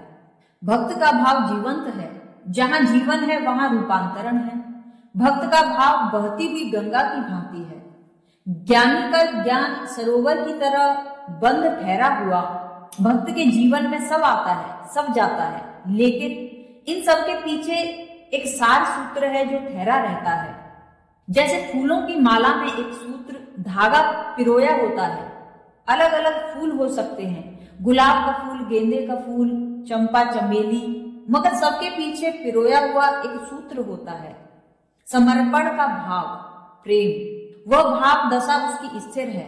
नाराज होता है तब भी प्रेम में कमी नहीं है, रूठ जाता है तब भी प्रेम में कमी नहीं है, पूजा करता है तब भी प्रेम में कुछ फर्क नहीं है, आंसू बहाता है, उदास है कि खुश है, लेकिन प्रेम सतत बना रहता है। ऊपर ऊपर सब फूल बदलते रहते हैं, भीतर एक रास्ता बनी रहती है। बसाया बिजलियों में आसमां की, इलाही खैर मेरे आसियां की।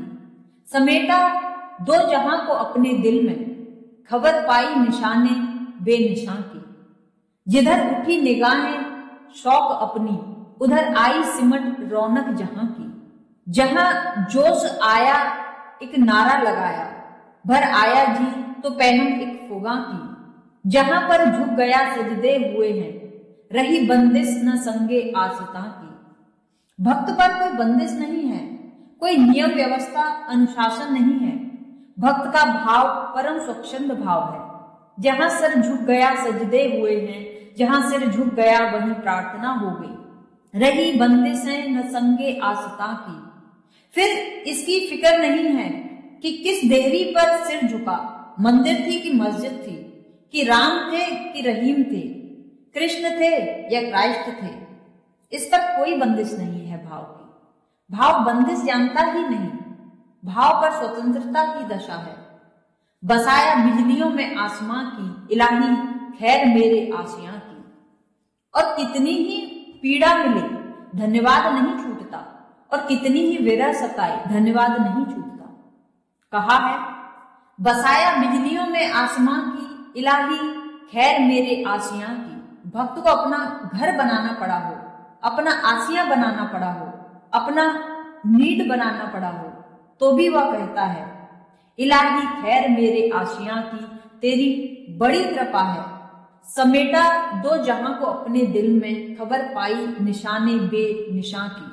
और जिसने भी ये जो दो दुनिया है, यह और वह, संसार और परलोक, जिसने इन दोनों को समेट लिया अपने दिल में, और जिसकी वासना इन दोनों की तरफ अब नहीं दौड़ती, बंद हो गई, रुक गई, न इस दुनिया में कुछ चाहता है न उस दुनिया में कुछ चाहता है, जिसने ऐसी स्थिति बना ली कि परमात्मा को चाहता है और कुछ भी नहीं चाहता, न स्वर्ग के सुख न संसार के सुख। समेटा न दो जहां को अपने दिल में, खबर पाई निशाने बेनिशां की। उसे खबर मिलती है उस निशान की जो बेनिशां है, उसे उस जगह का पता मिल जाता है जो लापता है, उसे अज्ञात का ज्ञान होना शुरू होता है, उसे अदृश्य दृश्य होता है, आश्राव्य सुनाई पड़ने लगता है। जहां सर झुका सजदे हुए हैं, रही बंदिश न संगे आसिता की। जैसे जैसे भक्त आगे बढ़ जाता है, जैसे जैसे भक्त आगे बढ़ता जाता है, जैसे जैसे भक्ति प्रगाढ़ होती है, प्रांजल होती है, वैसे वैसे सभी मूर्तियां उसी की हो जाती हैं। तब सभी में वह अगर कृष्ण का भक्त है तो कृष्ण को देखने लगता है, राम का भक्त है तो राम को देखने लगता है। वह तो बहाना है राम और कृष्ण, वह तो शुरुआत है क ख ग। जैसे जैसे बढ़ते जाते हो फिर कुछ फर्क नहीं रह जाता, फिर तो जो दिखाई पड़ता है वही कृष्ण दिखाई पड़ता है। और जब तक ऐसा ना हो जाए तब तक जानना, अभी भक्ति की बातें तुमने सुनी और बातें तुमने की, लेकिन भक्ति में बहे नहीं, भक्ति को पिया नहीं। 5वां प्रश्न, आप पुनः पधारे, इसमें हमारी क्या पात्रता हो सकती है? फिर भी आपने अपनी करुणा का सागर ही हम पर उड़ेल दिया। मैं उसमें थोड़ा ही भीग पाया, लेकिन उससे भी जीवन में बहुत आनंद पाता हूं। साथ ही ये खटका भी है कि पूर्ण जीवन रूपांतरण का अवसर सामने है और मैं चूकता चला जाता हूं। इसकी जिम्मेवारी पूरी की पूरी मेरी है, लेकिन जो भी आपने दिया वह बहुत है, उसके लिए मेरा अहोभाव स्वीकार करें। एक ही भूल है इस प्रश्न में, बाकी सब ठीक है।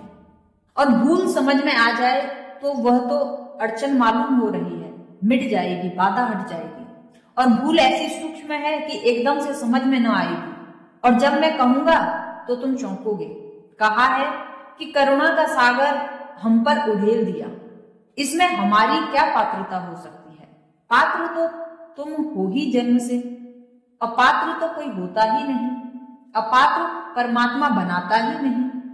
क्योंकि अगर तुम अपात्र हो तो फिर बनाने वाला अपात्र हो जाएगा।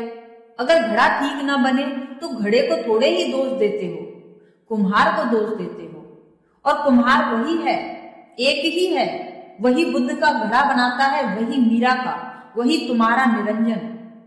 कुछ भेद नहीं है बनाने वाले में, वही हाथ वही कला। सच तो यह है कि बनाते बनाते और कलाकार हो गया है। बुद्ध को 2500 साल पहले बनाया था, तुमको 2500 साल बाद बनाया, तो ऐसा थोड़े ही है कि बूढ़ा होता जा रहा है और बुद्धि गंवाता जा रहा है कि सखिया गया है। 2500 साल के अनुभव के बाद तुम्हें बनाया और सुंदर बनाया है। रविंद्रनाथ ने कहा है परमात्मा हारता ही नहीं, बनाया जाता है। हम चाहे उसकी मर्जी पूरी करें न करें, मगर वह थकता नहीं, वह नए नए संस्करण भेजता ही चला जाता है। वह जगत को रोक नहीं देता, यह उसके प्रेम की लीला है। तुम पात्र ही हो, पात्रता के लिए कुछ और करना नहीं है, लेकिन तुम्हारे धर्म गुरुओं ने तुम्हें सिखाया है कि पात्रता के लिए बहुत कुछ करना पड़ेगा। ब्रह्मचर्य साधो, नहीं तो अपात्र। परमात्मा ने दी है काम ऊर्जा और तुम्हारा धर्म गुरु सिखा रहा है ब्रह्मचर्य साधो नहीं तो अपात्र। अब तुम झंझट में पड़े। अब यह ब्रह्मचर्य सधता नहीं, साधने की कोशिश करो तो और मुश्किल खड़ी होती है। जितना साधो उतना ही मन और कामनाग्रस्त होता चला जाता है। तो फिर अपात्रता का ख्याल पैदा होता है। अपात्रता पैदा की तुम्हारे धर्म गुरु ने, वह तुम्हें अपराध का भाव पैदा करवाता है। यह ऐसी ही कि तुम 2 बार खाना खाते हो। धर्मगुरु कहता है 1 बार खाओ तो पात्र। अब तुम 1 बार खाते हो तो दिन भर भूख लगती रहती है, बार बार भोजन के ही ख्याल आते हैं। बिस्तर पर लेटते हो तो बस थालियां सजी जाती हैं। रास्ते पर निकलते हो तो और कुछ दिखाई ही नहीं पड़ता। इधर से हलवे की सुगंध आती है, उधर से भजिए की। वैसे कभी नहीं आती थी। जब से एक दफा भोजन शुरू किया तो एकदम रास्ते पर आओ तो बस आदमी तो दिखाई नहीं पड़ते, भजिया मिठाई की दुकानें, भोजनालय, और चित्त बड़े बड़े विचारों में पड़ता है। अब तुम अपात्र हो, अब झंझट बनी। अब तुमको लगा कि यह मामला क्या है, मैं क्या पागल हूं भोजन के पीछे? पागल नहीं हो, तुम्हारे धर्म गुरु ने तुम्हें अस्वाभाविक करके पागलपन की हालत करवा दी।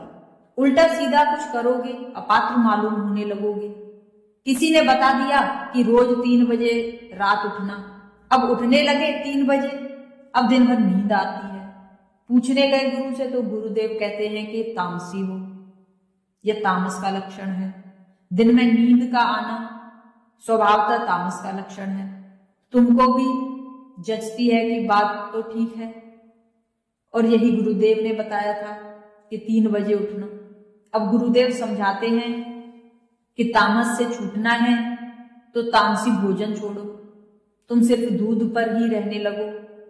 अब तुम दूध पर रहने लगो तो अब भोजन को ख्याल आते हैं। जाओ गुरु के पास। गुरु कहते हैं तुम भ्रष्ट हो, पापी हो, भोजन के ख्याल ये होने ही नहीं चाहिए, तुम अपात्र हो। सारे संसार को परमात्मा तो पात्र की ही तरह बनाता है, लेकिन तुम्हारे महात्मा सब पात्रों को यह भ्रांति दे देते हैं कि तुम अपात्र हो। यहाँ पात्र ही पात्र हैं, क्योंकि सब पर परमात्मा के हस्ताक्षर हैं। अपात्र कोई हो कैसे सकता है? मैं तुम्हें यही स्वतंत्रता देना चाहता हूं कि तुम पात्र हो, और अगर कभी अपात्रता पैदा होती हो तो जरा गौर करना, तुम जरूर किसी मूड की बात मानकर चल रहे होंगे जिससे अपात्रता पैदा होती है। तुम अस्वाभाविक हो रहे होंगे, तुम निसर्ग से चूक रहे होंगे, इसलिए अपात्रता पैदा होती है। अपात्रता तुम्हारी नियति नहीं है, तुम्हारा स्वभाव नहीं है, और अगर तुम नैसर्गिक हो जाओ तो तुम पात्र हो। दूसरा, तुम पूछते हो कि जो भी थोड़ा मैं भीग पाया उससे जीवन में बहुत आनंद है। थोड़े भी भीग गए तो शुरुआत हो गई, बच न सकोगे। एक कदम मुझ में उतरे तो फिर लौट न सकोगे। एक कदम मेरे साथ चल लिए तो बात खत्म हो गई, अब पीछे लौटना नहीं है। देर सवेर कुछ भी हो जाए आगे बढ़ना ही होगा, क्योंकि जहां आनंद मिलना शुरू हुआ, आनंद खींचता है चुंबक की तरह। फिर तुम आज नहीं कल सब दांव पर लगा दोगे, और निरंजन जल्दी ही दांव पर लगाने की तैयारी आ रही है। समय आ रहा है, सब दांव पर लगाना होगा। थोड़े भीग गए पर्याप्त है। ये थोड़े से जो छींटे पड़ गए ये काफी हैं। ये तुम्हें पूरा रंग डालेंगे। ये छींटे ऐसे नहीं है कि सिर्फ छींटे हैं, एक एक बूंद सागर को लिए है, एक एक बूंद सागर है।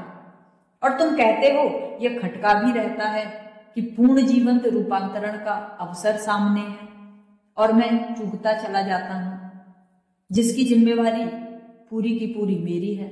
यह भ्रांति छोड़ो।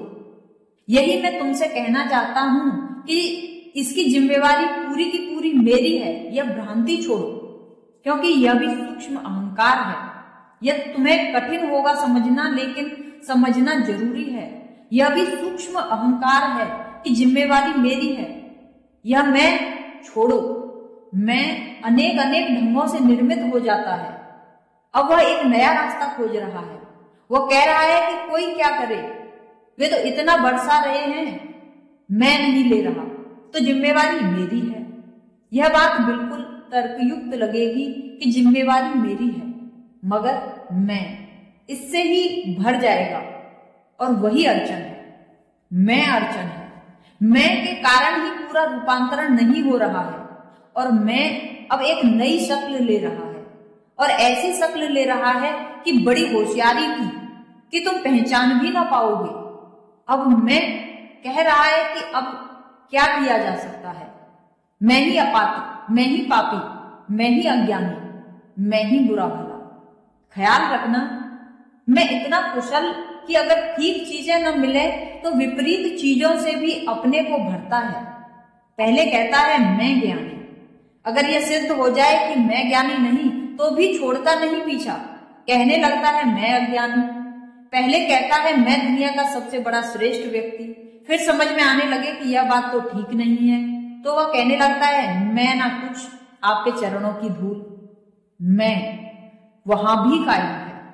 मैं अपने को बचाता है। मैं के रास्ते सूक्ष्म हैं, बड़े सूक्ष्म हैं और इस कुशलता से बचाता है कि तुमको शक भी ना आएगा।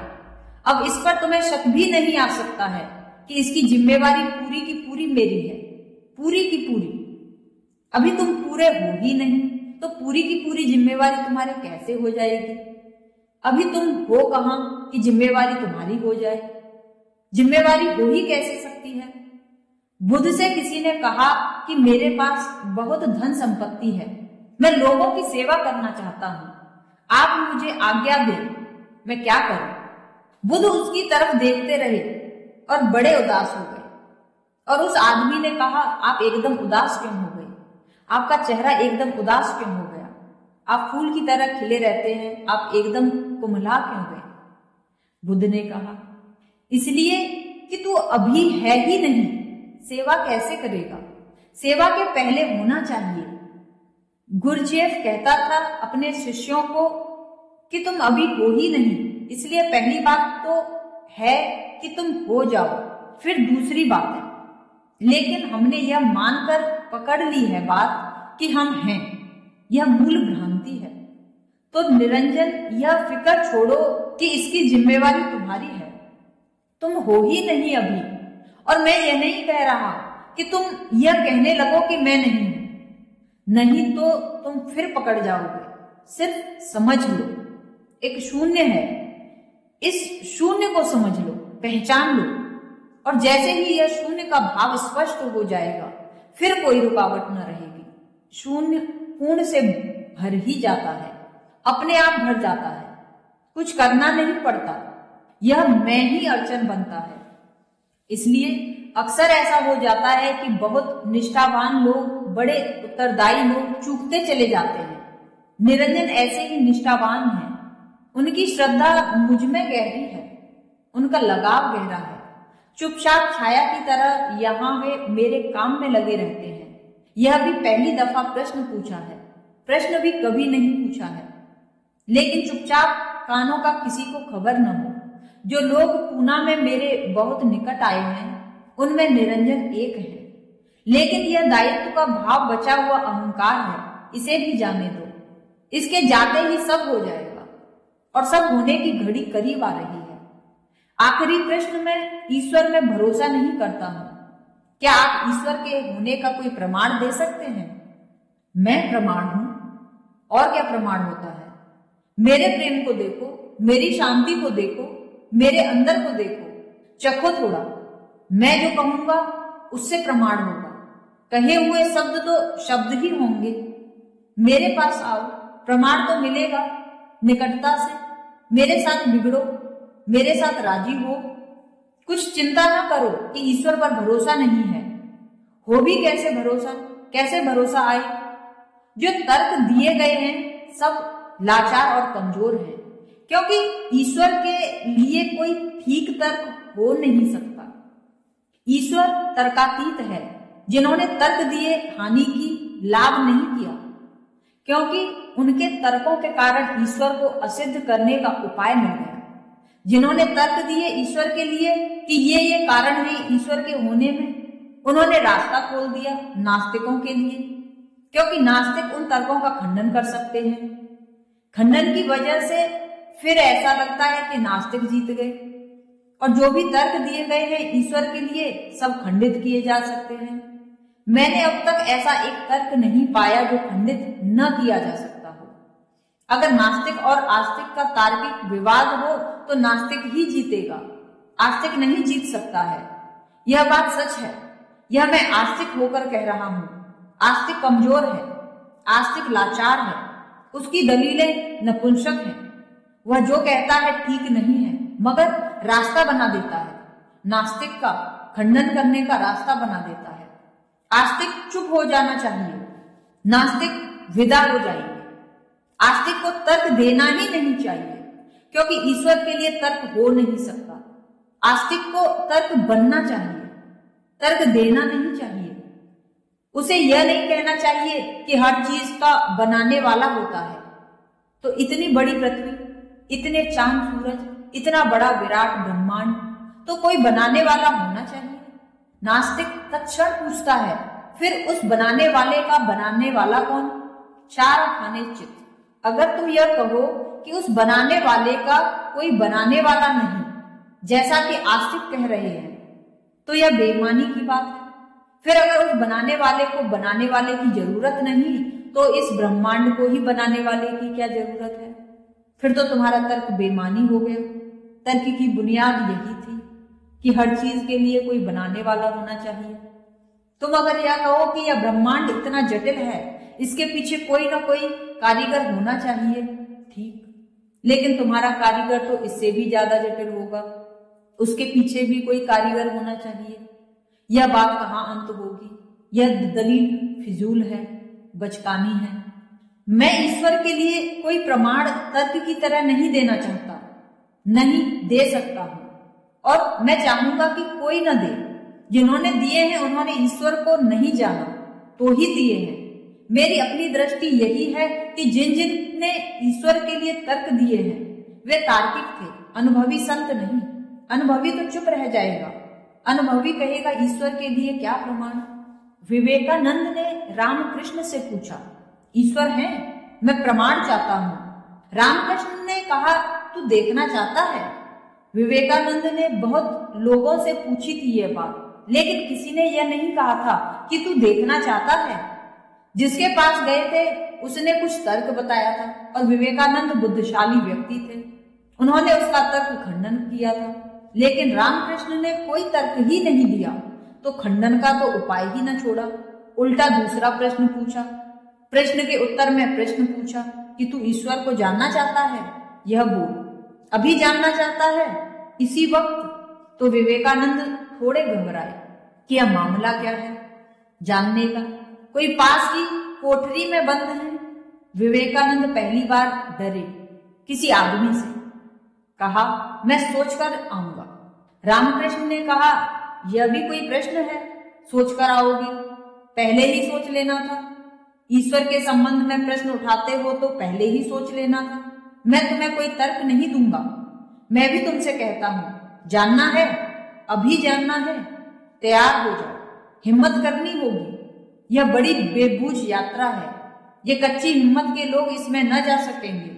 ये बड़ा दुर्धर्ष मार्ग है। क्यों? क्योंकि अपने को बिना मिटाए कोई परमात्मा को नहीं जान सकता।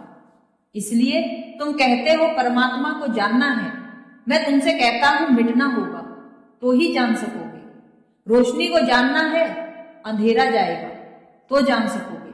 परमात्मा को जानना है, अहंकार को जानना होगा तो ही जान सकोगे। तुम चाहो कि अहंकार के रहते जान लूं तो न जान सकोगे।